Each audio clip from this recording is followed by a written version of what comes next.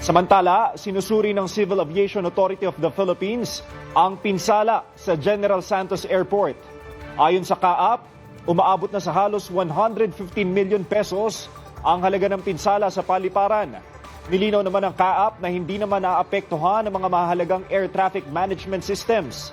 Sa kasalukuyan, humigit o humanitarian, government at military flights pa lang ang pinapayagang gumamit ng General Santos Airport.